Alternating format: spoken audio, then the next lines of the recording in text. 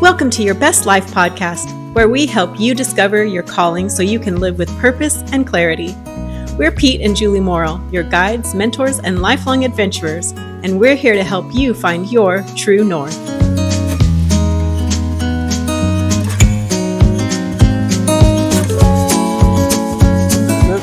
It's this. You do it your way. You know, I did it my way. Okay. I remember saying that for 49 years, Good, so yeah. I know So that you look. recognize that Oh look, yeah, high school sweetheart. Okay, I've got to get my script down, so don't crack me up anymore. Yes, dear. Hello, everyone, and welcome. Today, we're honored to speak with Bradley Keffer. Bradley is a dedicated counselor of the Klamath County School District in Oregon. Bradley works with students at an alternative school and encourages them to dream big, find hope, and pursue their vision for life. Besides counseling work, Bradley is a husband, father, and a grandfather. That husband part we were just talking Yes, about. we That's were. the most challenging Just part. you Yeah. get that look. Yeah. And advocates for animal-assisted therapy. He Absolutely. also engages his students in equine therapy and humane education, taking them to the Humane Society to care for animals and to participate in community activities. Well, Bradley and I both have histories with Kidder Creek Camp. Our true connection and collaboration has been built through Labrador Retrievers. Yeah, absolutely. Yeah. I raise Marble Mountain kennel dogs, and Bradley enjoys Marble Mountain kennel dogs. So tell us a little bit about your background, how you got interested and engaged in working with kids, kind of kids that are maybe not typical academic superstars, Right. let's just say. Well, I was one of those kids. Yeah. Okay. And I would just want to thank my great grandfather for kind of being that role model. Yeah. I love my parents. I love my dad and my mom, but my dad had a drinking problem growing up. Wow. So I started kind of burying that stuff in sixth grade. Yeah. And then almost up till about 37, I was kind of a live wire. Wow. So by the grace of God, I had people come into my life and I paid attention and had a vision about working with at-risk kids because I didn't ever have. So I wanted to be that person that I didn't have. Yeah. Yeah. At that young age. Yeah. And what does it mean from the kids' perspective? What does it mean for you to be in their life? You know, because a lot of them probably don't have a dad, or at least don't have a dad that's really checked in. Yeah, the most of them live with grandparents. Yeah. Because dad's in prison, Yep, or dad or mom's in prison, or gone. And a matter of fact, I've just helped a girl with a track phone just the other day because mom got the food stamps and cards and disappeared for 2 weeks. Oh, She wow. hasn't had any kind of communication for 2 months. Wow. I thought she dropped off the map. But I finally got a hold of me, and just yesterday, as a matter of fact, I bought her a track phone card. And I imagine your job is a lot of that little stuff. Yeah, that you're just kind of being a semi-parent to them for when they need it then. Yeah. Well, and then I have them because I do in the school, Klamath County at Falcon Heights. I do summer school and night school, and once I get engaged with them, I mean generations of kids over the last 26 years. You probably know their parents, and I've got parents. I got parents, kids I had as young as I got their kids now. So it starts to make you feel old after a while, doesn't it? Well, I have kids coming that went to camp, and they'll see me in the grocery store, and they'll say, "Hey, Pete." And they were 12 years old, and now they're 22, and I'm trying to You're like me. It's so they're all kids. That's right. I can't remember their names. That's right. Hey, buddy. Yeah. Right. That Kidder Creek. That's just detour a little bit back to that. I think we did that with you for 5 or 6 years with Lutheran Community Services. Oh, gotcha. Slept on the ground out there. Yeah. It was great. Yeah. Awesome. Cool. Yeah. It is a good experience. Oh, and it's good to get kids my life out of their normal routine. I think they can think about life a little bit differently. They can maybe hear from God a little bit differently. They can appreciate nature in a pretty major huge way. Yeah. The trust. I think the whole thing about that Kidder Creek camp was them being able to trust one another. Yeah. Because it was kind of a partnership between the kids and the staff. Yeah. That we're going to build relationships of trust. Yeah. And if you have trust in somebody, that's what works. Right. It's like working with the dogs. If the dog trusts you, Yeah. and you have the patience Yeah. to deal with Yeah. the stuff, Yeah. then they'll come around. And we tried to throw kids into situations where they had to. Oh boy, I was in those they're, situations. They're on ropes High courses. ropes, no, Yeah. thank you. That's right. The lion head Yeah, jump was a good one. that's right. You And know? then what he's talking about is we take kids rafting, Yeah, and rafting. there'd be places where they could choose. You can jump from 10 feet. You can jump from 20 feet. And they're all pretty bravado until they get up there. Yeah, it didn't look good till you. It doesn't look all that tall from the bottom, feet, boy. when you're at the top. Yeah. So a lot of the kids that you're working with, they don't have parents that are the model that they should be in terms of people that are aiming high with their life. So how do you encourage some of these kids to start aiming a little bit higher than just kind of the status quo? Well, because I kind of know some of their background, and we have new kids rotating in all the time. But when a kid that they give me to start engaging with, encourage them, when they walk through the door, I see them better than they see themselves. So that's always something I work from. Yeah. I build a relationship of trust, and trust, you can't earn it. It's given, because if you earn it, then you're working for it all the time. Right. So I just slow and easy build that relationship of trust with them. And then I always build on the highlights that they have. Like if they have a revelation or a moment about themselves, then that's where I build from the next. So it's like my ceiling is their floor. Yeah. Gotcha. Does that make sense? Yeah. No, well, it's not. I'm not going to relate to them like training a dog, but you still build a relationship with individuals like we're doing right here, that you would with this, that I'm going to do with this new puppy when I get it home. Yeah. The relationships of trust. Yeah.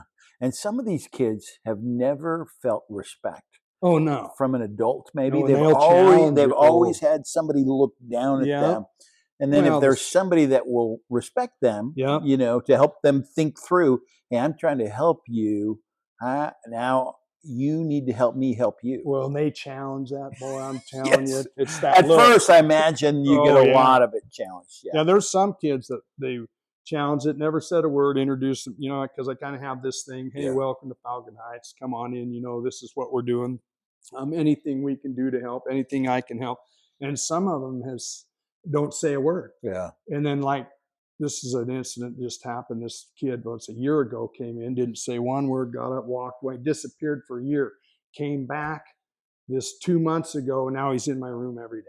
Really? Comes down to say hi, because there was just that moment that he saw sincerity and honesty. Right. Not just some wolf ticket. Yeah. Right. Yeah. You're not just being checked off because you're here, but I care that you're here. Absolutely. And then always owning my stuff, because we all make mistakes. Yeah. I get out there. It's kind of like making promises that I can't keep. Right. So if I own those broken promises, or where I mess up, it really builds that relationship, because no one's ever owned anything. They've never had a parent that has owned and most of their parents probably. I'll do like this broken pinky promise. I said, you can break the pinky, but you can't break the promise. There you go. They love it.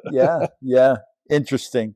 We know you're passionate about dogs, animals, and you've incorporated some of that into working with the kids, the equine and all that. Tell us a little bit about that. Well, that's we specifically choose groups of kids, and not necessarily kids that know each other, but because it's all about that relationship of trust. It's like the falling thing, trust me. Right. So we'd put groups together, specific groups, and we'd go to a double C and work with the dogs there, the animal shelter, work with dogs there.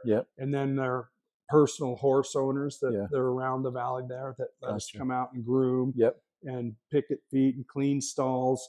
That's the other thing, they get right in there and shampoo the dogs. They clean up the kennels and feed the dogs and walk the dogs and hold cats. The Humane Society was a big one. They loved that place. Yeah. Well, they just have an opportunity to care. And there's nothing more unconditional than the love of an animal. Oh boy, especially a dog. Cats, maybe it's a little conditional. Right. Especially if you're giving them shampoos or cleaning the litter box. Yeah. Well, then it's conditional on the other side. Yeah. Right. But that I think, at least for me, my dog always just showed me unconditional love, and that's what these kids need. Yeah, that's so much. What we do. Yeah, and then hold them accountable as they hold me accountable, or even as teachers. Because Falcon Heights has its own teachers: math, science, social studies, history. So we all hold the kids accountable when they show up. I once had a math teacher. He a really good math teacher, but he was stuck in the old ways. About the third week I was there, he showed me about 25 tardies. And I said, those aren't tardies, dude. 25 kids showed up. And he never took another attendance again. But with those kids, you can't, just if you can show up, then Right. They showed up. Right. It's a big deal. Yeah. And would you say that these kids are generally undershooting themselves? Absolutely. Yeah. Because of their upbringing, they've always been told you're no good in some of the languages that they've had to hear and even see that stuff. They come in pretty darn gun shy, I would say, in that kind of language, but just no trust whatsoever with most of them, or half of them, with an adult figure, because they've been lied to their whole lives or witnessed some of that stuff. You've probably had, well, in your job, you can't have 100% success. Oh no, you're just shooting to have 2 or 3 of them out of 10 maybe that are gonna say, hey, I want to make a difference, or I want to be different in terms of. When I was at Street Outreach Program, Falcon Heights, I used to find, because I worked with homeless and runaway kids for IYS. Yeah. So my job. How do you find homeless kids? Oh, word of mouth. You go down on the park and you hang out with the kids that are down there skating. I walked up with the outreach cards and just said, "Hey, I'm Bradley Keffer. Or Kef. I got an outreach program. I bridge the gap between homeless and runaway kids and services." So once you get that first connection, then they just come. I was invited to a Halloween grunge party to hand out cards. It was like, I'm going to do this against the wall. But I handed out probably 75 to 100 business cards, or I would say business cards, and that just blew up. That 3 years in a row was just huge. Wow. Before I transitioned over to LCS. So there's that many homeless young people. Yeah, and homelessness is anywhere where they don't have I would say solid bed, solid place to eat. So they're couch surfing. If a kid's ran away and he's couch surfing, they're homeless. Yeah. It is amazing that they're pretty much undetected by the rest under the radar. Yeah. I had a little room, just a teeny little room off an alley when I first started, and it was just a little box, but they would slide down the alley and slide up into that mezzanine area, and it started out with 2 or 3 kids, then the whole mezzanine area just full of kids and art. And they literally are coming underneath the radar. It was great. Yeah. And I will say with Falcon Heights, when I was doing that, I'd go find kids at that school when they were up at a smaller facility. And I think they were running 3 to 5 to 7 to 8 kids through for graduation. Yeah. We did 125 kids this last fall. Wow. Through that program. That is great. Yeah. Tell me, maybe pick out 1 or 2 that are kind of success stories that are kids that just decided, hey, I don't have to shoot for the bottom. I'm going to listen. Yeah. Well, this just not too long ago, I had a guy, and I still don't even remember his name. But I got, hey, Kef, right? He goes, and this is how many years later? This is 10 or 11 years later. This kid calls me, and I'm like, who is this? And Hernandez is his last name. And he's, I don't know if you remember me, but the things that you taught me and engaged with me. He's one of those kids. This is an example. I said, we're cooking, getting hot dog sticks. Okay. This is Kidder Creek stuff. Yeah. And they go, what's a hot dog stick? So I go, come on with me. You know, I had my knife, probably shouldn't have had that. But did hot dog sticks. He never forgot it. So he called me. He was in the military.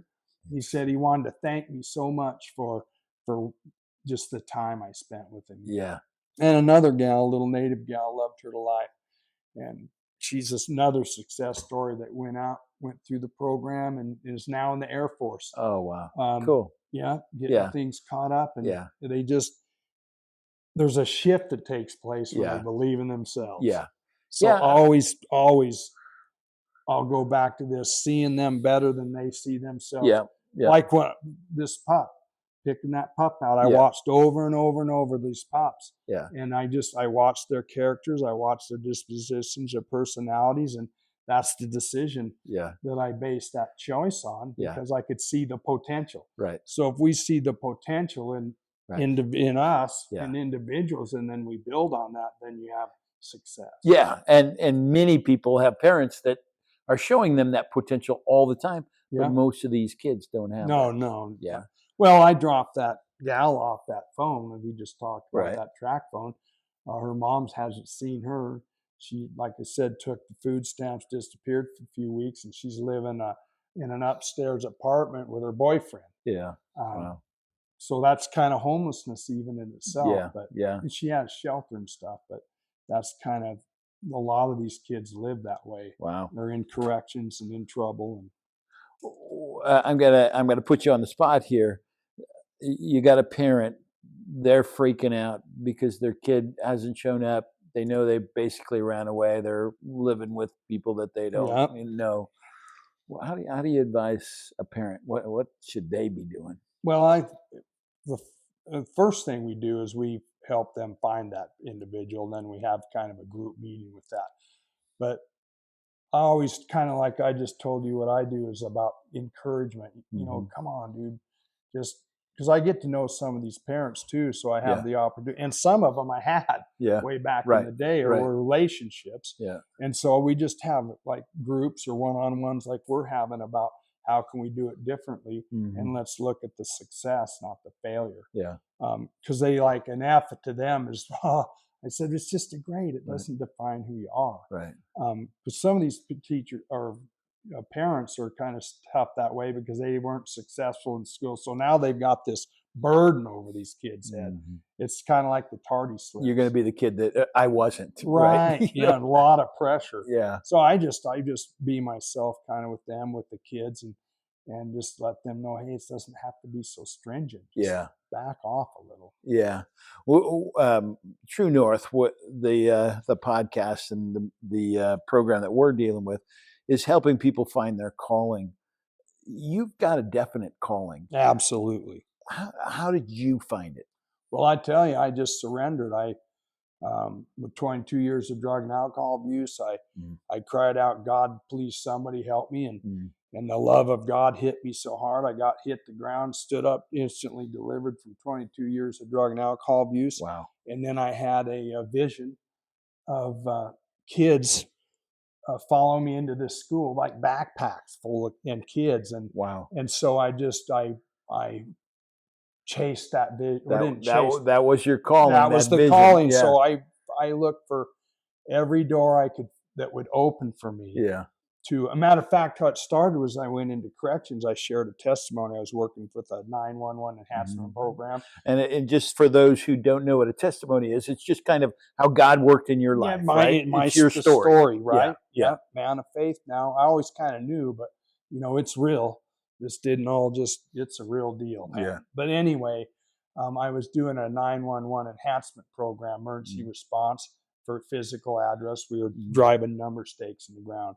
And I shared we were up there, had probably 3,200 stakes to address for Coquille County. Okay. And I was at Rivers Bend Correctional Facility, and they just turned me loose. I had like 6 kids that were in corrections, and I just shared my testimony with them. Yeah. And they went to the director, and he gives me a call and pulls me up there. And just from the testimony, and this, when we're positive about how we feel about ourselves, and we see people that better than they see themselves. Mhm. I shared that testimony. I was hired up there in 2 weeks. That was the door that opened that set me Yeah. into motion for Yeah. that vision. Well, it's because I'm sure whoever hired you could tell this guy isn't just coming for a paycheck. He's right. coming because he cares about kids. Yeah, absolutely. Yeah. Yeah. And it's interesting because at Kidder Creek, our kids weren't Kidder usually as challenging as the kids that you have for the most part. But you have to have a calling to work with kids because you just got to roll with the punches and kind I of had black hair when I started. But your personality too, I think, plays into this because I sense in you this ability to just kind of, one, like you said, see the best in kids, Yep. but also just kind of roll with the punches. They're going to be psychologically punching at you, and maybe physically punching at you. Oh, if they can tear you down, they're going to do it. Yeah. It probably happened last week, and it'll probably happen tomorrow when I go That's back right. to work. But I just, you know what? I believe in myself now. And when I knew that bit, because I had real bad low self-esteem. I grew up with those words, you're never going to amount to anything and blah, blah, blah, blah. So those challenges I face from those kids still strengthens me. Yeah. And as iron sharpens iron, so is the countenance of a friend. So I tell these kids, hey, we never meet together where I'm not benefiting from this either. Yeah. And I've ticked them off, and I'm never coming back. We'll see you tomorrow. Sure enough. Yeah. Oh yeah, I'm telling you, they'll try and break you down. Yeah. Yeah, because they've been broken down so much. That's their survival technique. Yeah, hurt people. That's it. Yeah, and yet you're showing them you can try to hurt me, but my esteem isn't based on what you say, and you're basically I think what you're saying to them is you got to make sure your esteem isn't based on what everybody thinks about. And I'll tell you, in the beginning, there was times, man, I had to stop. I'm like, oh boy, because that low self-esteem and rejection stuff that goes deep. Yeah. So if you think you've worked on it, you're. I never say I got her because guess what? It's coming up. Yeah, it could be just one little comment or thing. Yeah, and it could be personnel or staff or anybody that might be in a bad mood or something. Right. Right. So I don't take a whole lot of stuff personally. I focus on what I need to focus on. My relationship with God and my family and my dog. Yeah. I like my dog more than I do most people. Erase that part. I'm just kidding. I like the I like the bumper sticker that says the more people I meet, the better friend I am with my dog. I just lost my best friend. That's why I'm here. So my dog there. You don't need a whole lot of therapists if you have a good dog. That's right. That's right. Yeah. So if you were, I'm curious if you've ever found yourself in a situation where you feared for your life. A couple times in some fights, they get pretty brutal. You get 4 or 5 kids wound up in a room, and you're stuck in a pretty small modular, and that things go rough. You kind of get against the wall a little bit. Yeah, and you're limited by being the adult and the the only one. You're the one that can't swing. 4 Camerons, I just run them out through the doors. Because when we grew up, you got right. They didn't put up with a whole lot of yeah. Well, what's one of the things I appreciated about coaching is when you coached. A lot of times you had these rougher kids. Oh, yeah. And I'd have teachers come up and say, how's that kid on the football field? I said, no problem. Because anytime there's a problem, he just takes a lap because he wants to be on the football team, right? So it's his choice. You lip off and you're just running. It's okay. You can run 1 lap. You can run 10 laps. It doesn't matter to me. But the cool thing about that is it shows them that, hey, you don't have to do this. Right. And you're going to be on the team, but just be a teammate. Right. There's no I in team. Yeah. So even in the disciplinary pieces, and you're going to have parameters, and we're going to if you're trying to be your own person, which a lot of them they are, right? We're going to break that down, and we're going to show you how to, and the military is good that way too. Yeah, honor begets honor, respect. Yeah. And once again, it's given. Yeah. If we're working too hard for it, then we expect, or even them, then that's something they just expect. Yeah. When we're doing this together, then it's a mutual agreement that, hey, I don't have to act this way. The guy likes me, so why am I trying to act like a knucklehead? Yeah. Right. You talked about your old best friend, and here's your new best friend. Oh yeah. This is a Marble Mountain Kennel puppy. Yeah. So yeah. yeah. Yeah. Look at that face, though. Oh, I know. I know. I've been studying that face for a while. He's got. Oh, there goes the microphone. He's got the eyes too. Oh, that says, got those eyes. Yeah, look at you. See, I saw you on videos like this a lot. Yeah. One of the things that we're doing is we're doing dogs for kids that are autistic. I just talked to a mom.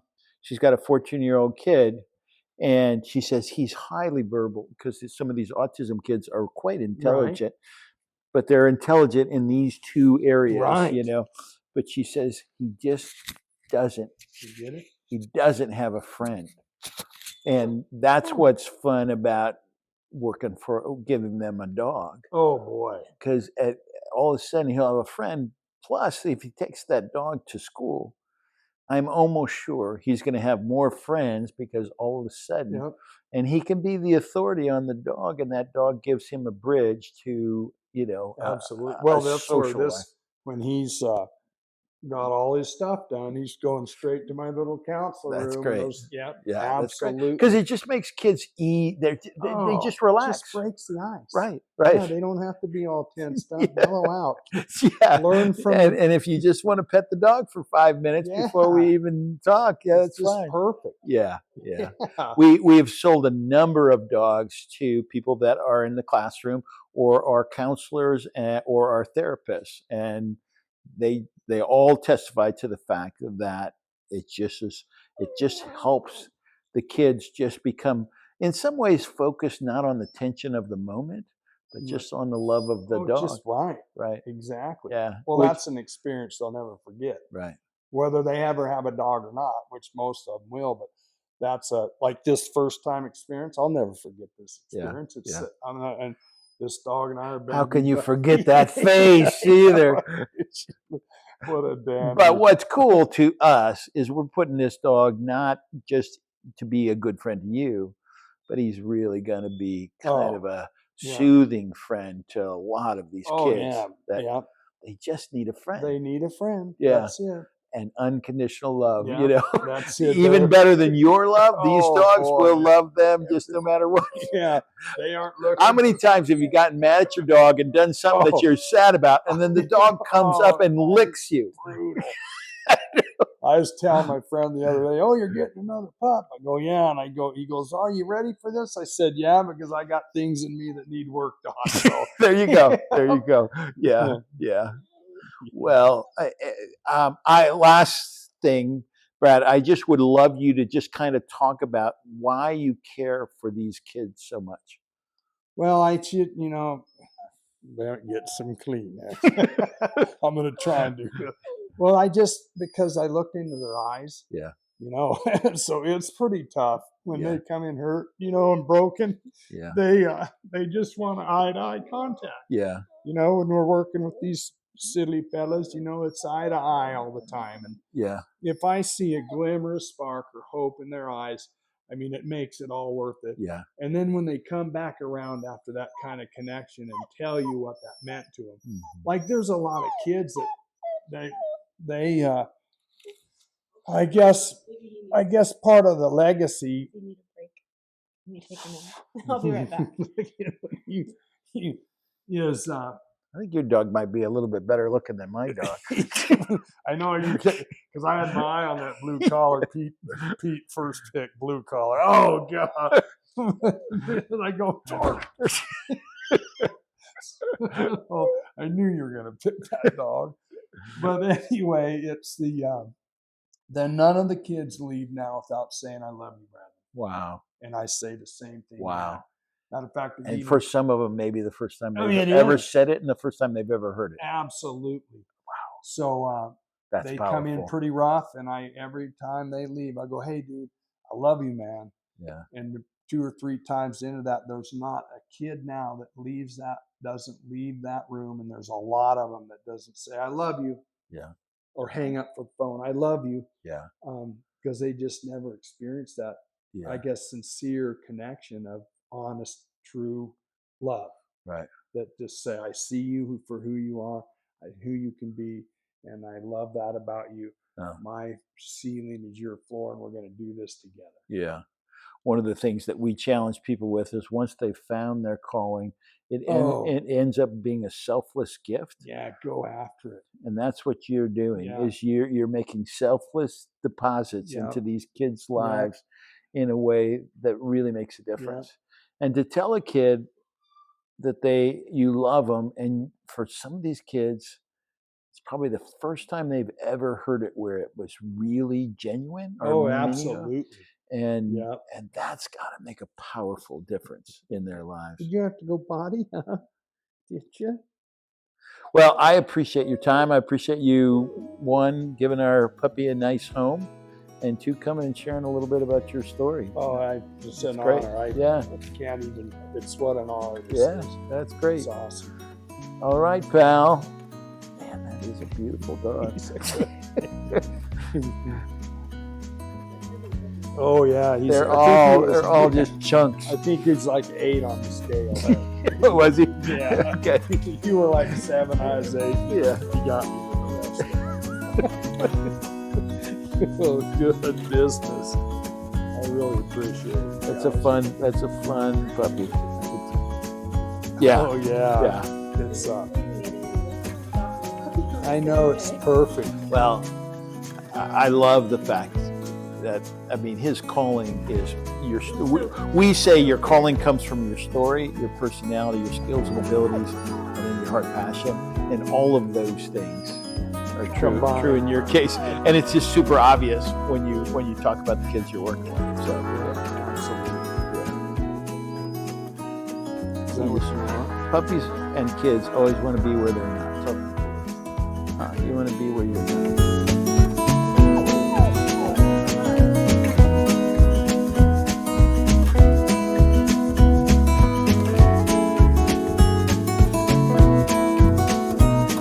Today's episode of Your Best Life was brought to you by True North Quests, helping you discover your calling so you can live a life filled with purpose. Find out more at tnadventures.org, where you can book an appointment with a calling coach, learn about upcoming True North Quest workshops, and more. And by Marble Mountain Kennels, where exceptional Labrador retrievers are bred and trained for adventure, companionship, and service. Visit mmkennels.com to meet your new best canine friend. Thank you for joining us today. Until next time, remember your best life starts with knowing your calling and finding your true north.